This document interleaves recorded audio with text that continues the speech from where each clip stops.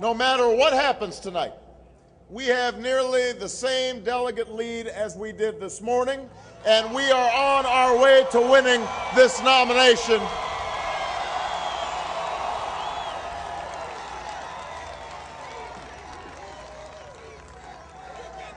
Sí se puede.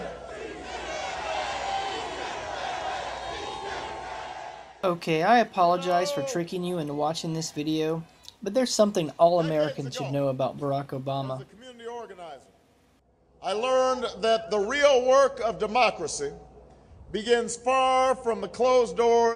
You remember a few months ago when Hillary Clinton said that she's got so many ideas that Americans just can't afford all of them?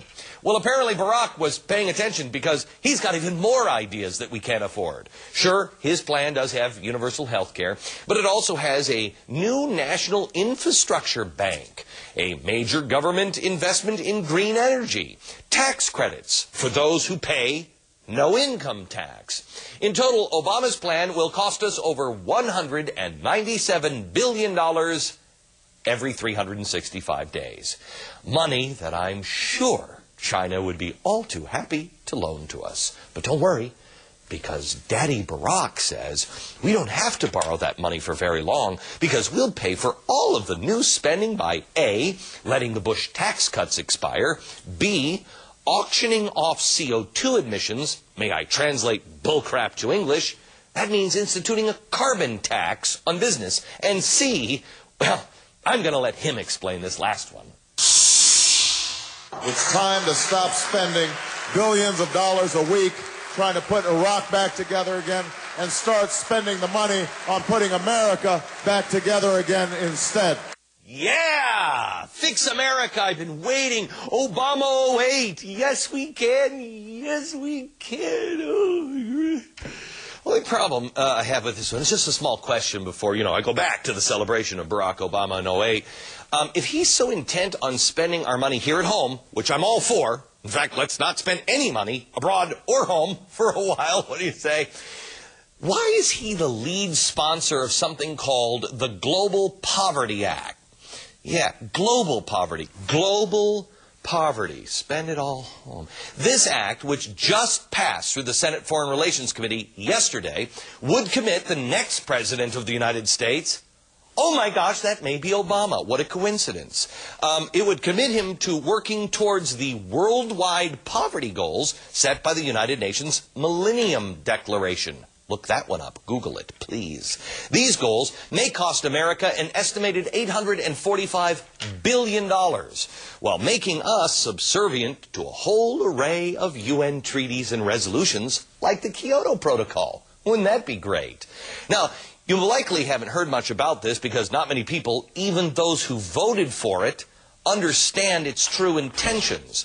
But while helping the poor is a noble cause, I think Barack Obama would admit that since America isn't classified as an impoverished nation yet, not one dime of that $845 billion that we give to the UN to distribute would go towards, the pledge of fixing America first. Cliff Kincaid is the editor of Accuracy in the Media and one of the few people who's done his homework on this Global Poverty Act. I have to tell you, Cliff, this is a giant, giant step in the wrong direction, and nobody knows about it. That's right. I found out about it a couple days ago when it was really secretly put on the Senate Foreign Relations Committee agenda. The Republican members of the committee didn't know what was coming. It was sprung on the House last September, brought up for a voice vote. It passed. Most members didn't know what was in it. Well, maybe I need a Pulitzer Prize. Maybe you can nominate me for that, Glenn, because I took a look. I found out about it. I've analyzed it. And yes, indeed, when you understand between the lines and the fine details, this commits the United States to spending another $845 billion on the rest of the world. If I'm not mistaken, it is a almost 1% UN tax that we would be forced to pay, right?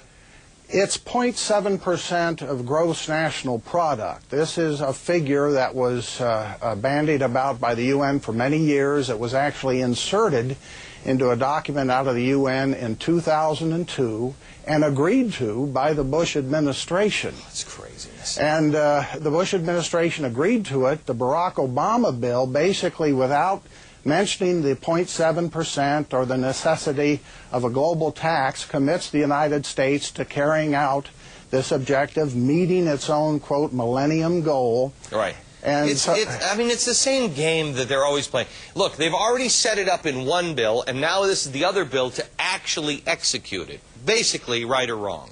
Right. Okay. This commits us to spend the money as dictated by the UN.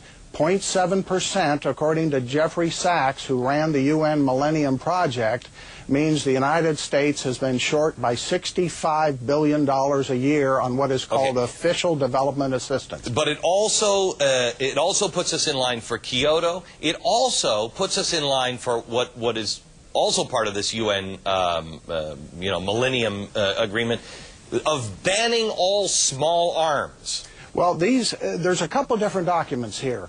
The 0.7% has to be reached. Okay, so Barack Obama, at the behest of his UN bosses, want to take 0.7% of our money and give it to the poor. I don't have an issue with that.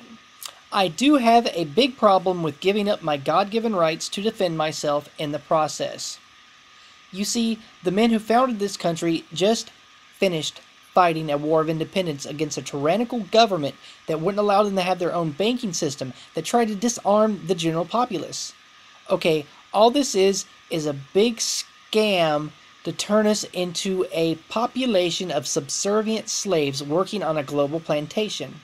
If one were to take an honest, no BS look at the way the UN's government works internally, it's nothing more than socialism. All one has to do to get an idea of what socialism is all about is to look up the word Nazi in a dictionary. Don't fall for this BS. Don't fall for this BS. Don't fall for this BS. Okay, let's have a look at disarming people on a massive scale in a historical context. At the beginning of World War II, both Hitler and Stalin had already started the process of working to death in labor camps approximately 26 million people. That's 26 million people that were forced to produce Hitler's war machine and forced to produce the industrial might of the burgeoning Soviet Empire. History has shown that battles are won and lost on a battlefield, but wars are fought, won or lost in the factories. You see, in order for the scumbag bankers that have co-opted our government and military to continue their wars of profit and aggression around the world, they're going to need to increase industrial production in America. In order to achieve this, Halliburton and its subsidiary, Kellogg Brown and Root, have been given huge contracts to expand the already existing system of camps, work camps, all around the country. If you don't believe me, go to the website called whatreallyhappened.com or the website friendsofliberty.com and enter search terms like FEMA camps in America or gulags in America or Rex 84 or garden plot, or do a Google search for ICE camps, Immigration and Customs Enforcement. This stuff is deadly real, and I want you people to do some research on your own.